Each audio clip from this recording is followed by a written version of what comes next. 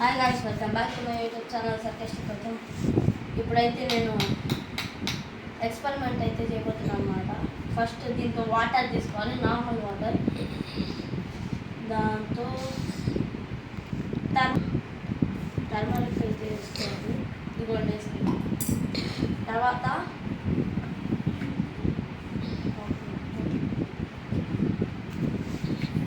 దాని తర్వాత liquid Surf అయితే వేసుకోవాలి.